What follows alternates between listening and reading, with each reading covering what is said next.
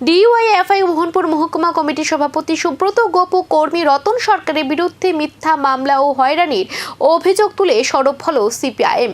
অভিযোগ, মোহনপুর বিধানসভার হরিণাখলা এলাকায় এক কর্মীর বাড়িতে সংগঠনের কাজে গেলে যুব সংগঠনের নেতাদের উপর হামলা চালানো হয়। পরে তাদের ফেলে আসা বাইকে গাঁজা রেখে মিথ্যা মামলা দেওয়া হয়েছে বলে দাবি সিপিআইএম এর। এই ঘটনাকে কেন্দ্র করে লেম্বুছড়া এলাকায় এসডিপিও মোহনপুর আশিস দাশগুপ্তের অফিসে মিছিল করে ডেপুটেশন দেয় সিপিআইএম মোহনপুর বিভাগীয় কমিটি। উপস্থিত ছিলেন বামুটিয়া বিধায়ক নয়ন সরকার, সিপিআইএম মোহনপুর বিভাগীয় সম্পাদক সুদীপ দেবনাথ, পার্থ দাস সহ অন্যান্য নেতৃত্ব। বাম নেতৃত্বের দাবি, এটি একটি অরাজনৈতিকভাবে প্রভাবিত মামলা এবং পরিকল্পিতভাবে ফাঁসানোর চেষ্টা করা হয়েছে। তাদের হুঁশিয়ারি, মামলা প্রত্যাহার না হলে আগামী দিনে বৃহত্তর আন্দোলনের নামবে দল।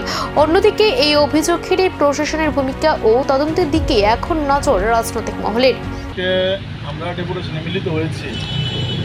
আমাদের আগামী 28 জুন আমাদের বিভাগীয় সম্মেলন ডিএফের মোহনপুর বিভাগীয় সম্মেলন অনুষ্ঠিত হবে। তার জন্য বিভিন্ন রকম প্রস্তুতি চলছে বিভিন্ন জায়গাতে। তো আমাদের সংগঠনের সভাপতি মোহনপুরের সুব্রত গোপ কালকে আমাদের একজন যুবকর্মীর বাড়িতে, বিবেক ঘোষ বাড়ি হরিণাখলা, তার বাড়িতে যায় কথা বলার জন্য। তার সাথে একজন ছিল। তো ওই সময় ওই এলাকার উশৃঙ্খল যুবক, বিশেষ করে ওই এলাকার অজয় দেবের নেতৃত্বে একটা দল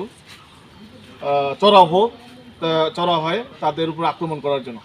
তখন সুব্রত গোপ কোনোরকমভাবে পালিয়ে বাড়িতে চলে যায় ওইদিকে জঙ্গল দিয়ে। তো তখন তার বাইকটা থেকে যায় যার বাড়িতে, বিবেক ঘোষের বাড়ির সামনে রয়ে যায়।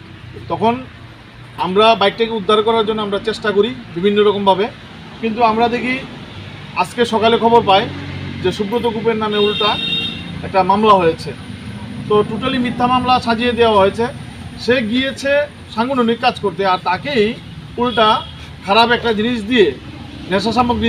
আসলে কি সত্যি রাজনৈতিক ষড়যন্ত্র, নাকি তদন্তে বেরোবে অন্য কোনো তথ্য? এই মামলার মোড় কোন দিকে ঘোরে, সেদিকে তাকে রাজ্য রাজনীতি।